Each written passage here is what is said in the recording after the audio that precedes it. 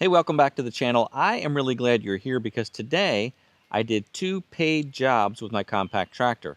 And this topic seems to be of particular interest. So let's go do the work and then we'll come back here and talk numbers.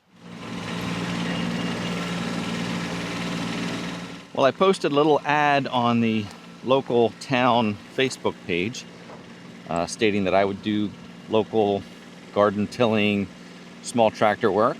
And the first day I got 2 responses, and I've got actually 2 jobs to do this morning. So I'm going to load up the tractor and head into town. So these jobs are also, like the last one, both within 3 to 5 miles. And I got the tractor loaded up, within 15 minutes this time. So it's pretty quick once you have a little bit of a system in place. So driving it to the location would have taken quite a bit longer. You figure if I'm looking at 10 miles round trip and the tractor goes 15 miles per hour, it would take 45 minutes just to drive. So trailered it up and ready to go. So both of these jobs are tilling jobs, although the first one has a little bit of tractor work involved too, where he had a stump that was ground, so he's got a pile of topsoil and wood chips there, so I'm going to spread that out.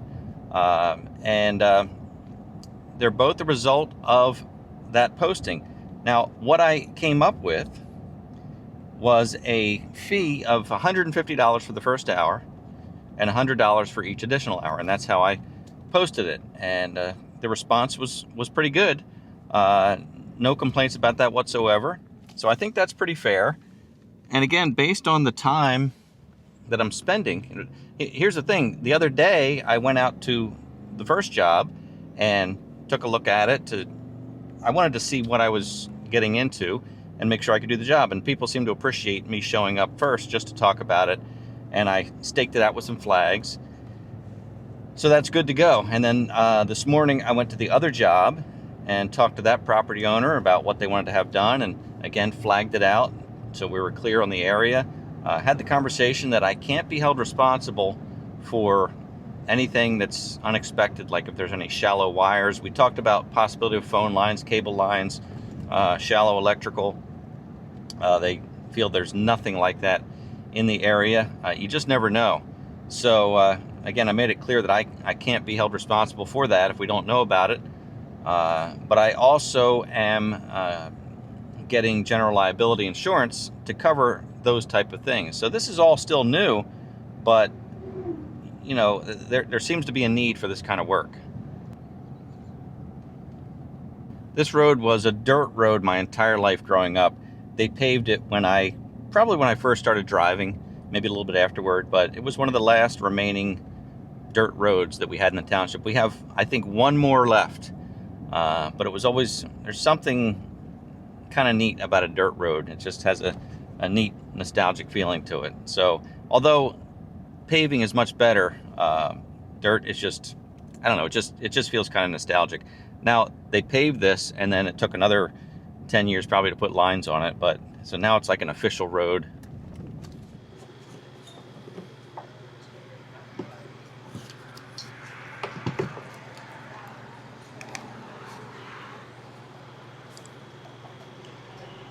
Got the hose stretched tight.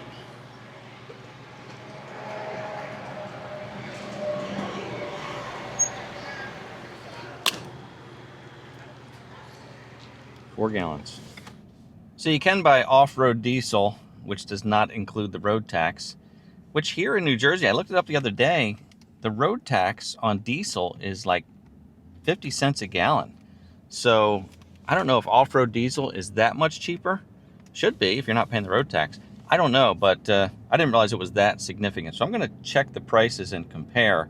But the problem is you can't get that everywhere. I have to drive about 10 miles to get to a station that sells off-road diesel. So it's kind of a toss-up.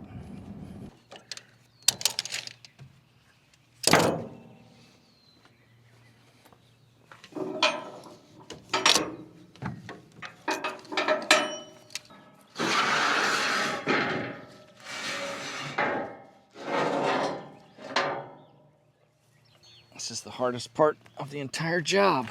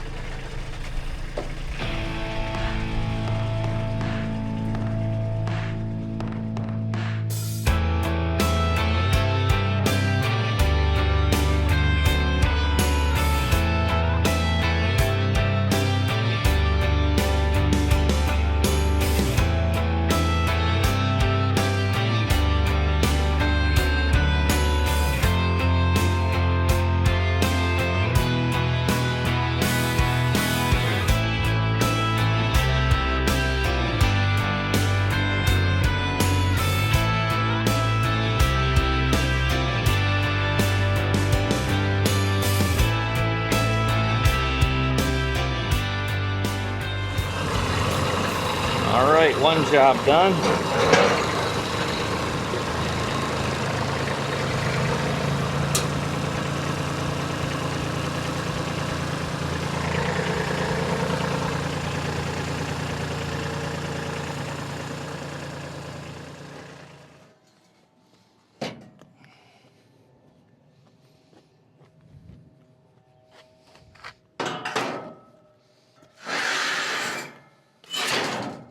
So even though I advertised garden tilling, that wasn't actually a garden. It was just a lawn that they wanted to level out and reseed. So it was pretty wavy. There had some ruts in there where they had the stump ground.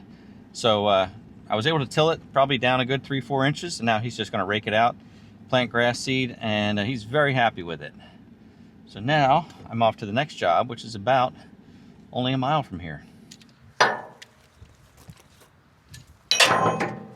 So close, so very close. But again, the bucket is wider, so that's stopping it.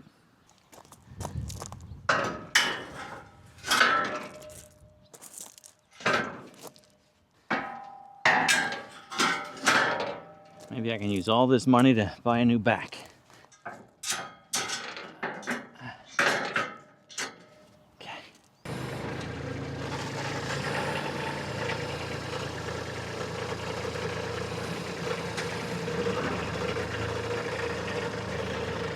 So this one's a bit bigger, but it is a garden plot, and it's out in the open, so it should be a lot easier to till because I'll be able to turn around and have a lot more room than the other one was in town. This one's outside of town, so a lot more open space, bigger space, but still shouldn't take too long to do. You can kind of see an outline of the old garden plot, but we're gonna go a little bit bigger all the way up to this flag, and then on the other side we're going deeper that way. So it's going to be maybe square footage wise almost twice what it is now.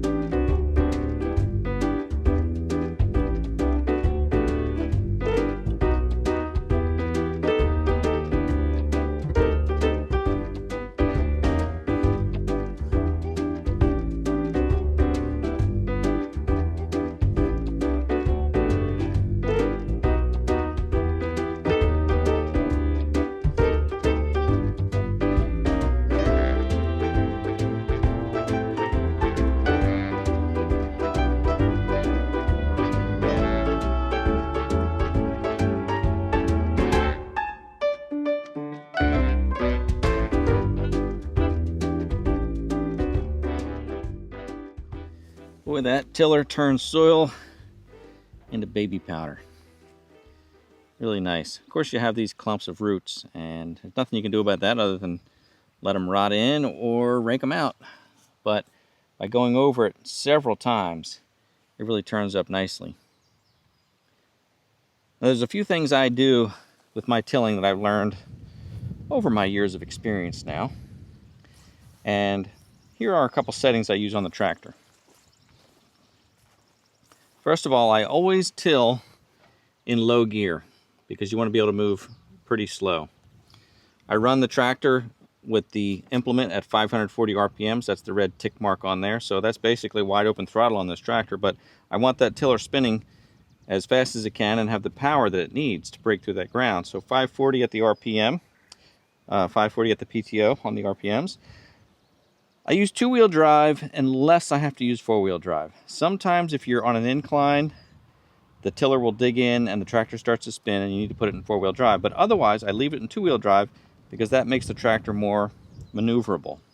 Now, when I'm trying to make my initial straight line, a great tip that I learned is not to look at your steering wheel.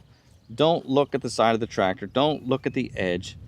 Just, as they say, keep your eye on the prize. So what I do is I place a flag where I want to end up. So while you're tilling, you're just looking ahead, staring at that flag, and aiming directly for that flag. And by doing that, you tend not to drift because you're focused on that flag. and it gives you a good straight line. Now, since this is a forward rotation tiller, and I've not used a rear rotation tiller, I don't know for sure, but I've heard that the rear rotation tiller does a nicer job on the first pass. The forward rotation takes several passes, and I don't mind that. I hit this a good 5 or 6 times, and each time I go a little bit slower, and my final pass I go almost as slow as I can, because what that does is it really breaks up those clods. The other thing that helps is keep the back door of your tiller shut. And that's like, to me, it's like closing the lid on your blender. Keeps everything inside and lets it get churned up. Plus it has a bar on the back that kind of scrapes out the soil as you go. And the other thing I do, and these are in no particular order, but I set a depth stop. On this tractor I set it at 5, because I only want that tiller to go down about 3-4 inches at the most. You know, it'll keep dropping lower than that. There's no need to go that deep, so I like to keep it set at 5 here, and that keeps the tiller from going too deep. And that's about it. I say hit it again, and hit it again until you get the results that you're looking for. Now, it's extremely dry right now. You can see the dust. If you do this earlier in the spring, the soil is going to be damp, and you'll get bigger clods, and you might not get the results you want. Sometimes I have to come back on my own property.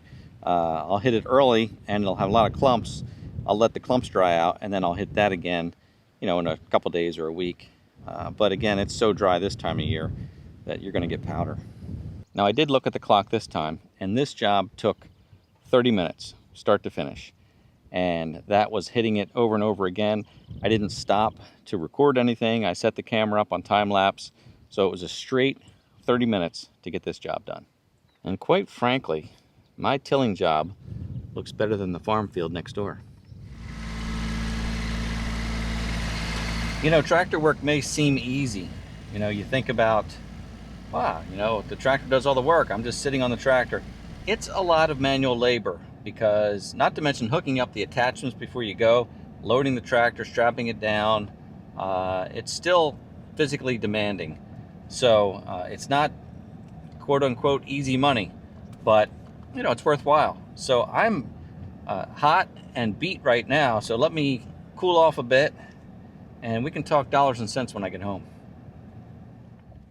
Okay, so let's talk numbers regarding this small tractor work that I'm doing at this point. Numbers meaning dollars and cents, of course, but more than that, also hours and minutes. So I posted on the local community Facebook page that I was offering garden tilling and small tractor work. I posted a rate of $150 for the first hour and $100 for each additional hour. On the very first day, I had 3 responses from people, and 2 of them followed through and wanted me to look at their properties. So I went to one property a couple days ago, and they wanted me to till up this big garden plot. The other property I went to this morning and looked at what they wanted to do. They want to reseed their lawn, so they wanted to till up a pretty big area of the lawn. So my day started today at 9 a.m. going to that property owner's house, and then coming back, loading up the tractor, bringing it there, doing the job, and then I finished that job, and I went directly to the other job, which was only about a mile away, and I was home by 1 p.m. So my day today was from 9 a.m. to 1 p.m. for 2 jobs, all done within that hour each. So they were $150 each, so $300 for the 2 jobs today in 4 hours. But remember, I went to the other house a couple days ago, so there's another 30 minutes, so we're 4.5 hours, and then the time of posting on the Facebook page, replying to messages. I probably had another half an hour there, so probably 5 hours total for these 2 jobs. And that comes out to $60 per hour for all of my time involved. And I think that's pretty fair. Some might argue and say, well, you can't get paid for posting the Facebook post, or you can't get paid for loading the tractor. Well, I think you can. I think your time for that is valuable. Now, if I was driving an hour away to do a job, I don't know. I think I'd still want to get compensated for that hour drive time. So I think all of your time is valuable. And again, figuring this out start to finish, I made $60 per hour. Now, that's not a whole lot when you consider what my time may be worth. You know, I might value my time at $35 an hour, but then I have to value the equipment, the tractor, the cost of fuel for the truck, the cost of fuel for the tractor, wear and tear, those type of things. So how much time is that worth? Because I really technically don't get to pocket all this money. A portion of it should go into a fund, whether it be a physical fund or a line item, but a certain amount should go into a fund to pay for these other items like fuel, wear and tear, even replacement. At some point, I'll have to replace the equipment. Or what if I want to upgrade and buy a small dump trailer and deliver wood chips, or add another attachment?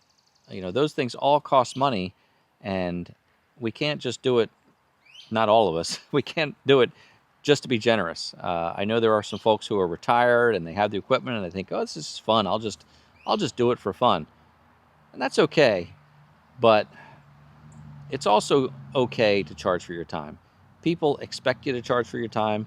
They don't mind it. The folks today were very happy with paying me for my time. In fact, they overpaid me, which I wasn't even expecting a tip. That was very generous of them, but I can't calculate that tip into the income because that's unexpected. So I have to base it on what I would have made, which is the $300.